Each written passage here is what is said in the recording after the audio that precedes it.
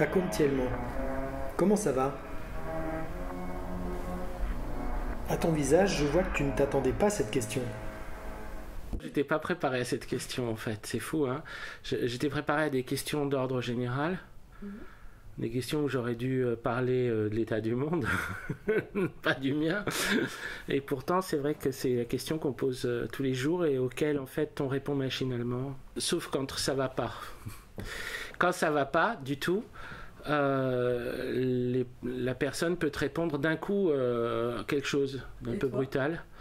Non, moi j'ai rien de brutal à raconter. Le seul moment où j'étais vraiment très très à vif et où on peut dire que mon sentiment a débordé et que j'ai parlé, j'ai plus parlé de mes sentiments que d'habitude. Le seul moment où c'était vraiment à vif, je crois, c'était lorsque j'ai eu une grande peine d'amour. J'avais beaucoup de mal à contrôler mes émotions. Il y a beaucoup d'émotions qui sont parasitaires dans les relations entre les humains et ça déborde facilement. Et donc du coup, on peut créer des très mauvaises relations avec quelqu'un uniquement parce qu'on va mal. Et ça, c'est quelque chose que j'essaye d'éviter. De me servir de l'autre comme d'une poubelle, quoi. C'est une règle que je me suis pas imposée d'ailleurs, que j'ai trouvée progressivement dans ma vie. Parce que d'abord, on sait très bien comment sont les conversations, même avec des gens qu'on aime, elles sont remplies de malentendus. Et personne sauf à avoir fait un travail sur soi énorme, personne ne vit une conversation désagréable avec quelqu'un comme ne lui étant pas directement adressée. C'est-à-dire que lorsque on va mal pour une raison ou pour une autre, qu'on retrouve quelqu'un d'autre, la première occasion est la bonne pour s'engueuler. Ça, j'ai vu ça des tonnes de fois autour de moi, et donc pendant un moment dans ma vie, c'est aussi quelque chose que j'ai fait. Et j'en étais conscient, et j'en étais particulièrement honteux. Ce que je voyais à ce moment-là, c'est que j'avais quelque chose qui me pesait sur le cœur. Du coup, tout ça créait comme un dépôt noir dans mon âme, sauf à parler avec quelqu'un qui sait ça.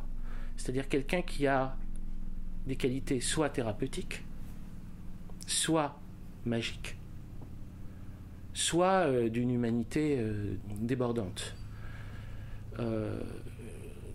Toute cette charge négative, il va repartir avec. Mettons qu'on soit dans un état de frustration. Je vais prendre des exemples que je connais, ce sera plus simple. Mettons par exemple que on va dire qu'on parle d'un point de vue d'un écrivain. Mettons que soit on a écrit un texte qui ne nous convient pas, soit on a écrit un texte qui ne convient pas à notre éditeur, soit on a écrit un texte qui convient à l'éditeur mais qui ne convient pas au lecteur. Bon, ça crée une frustration. Et cette frustration-là, on ne sait pas du tout quoi en faire. On rencontre un ami. Cet ami a été enthousiasmé par la lecture d'un autre auteur. Il commence à vous en parler. Et là, quelque chose va se mettre en place.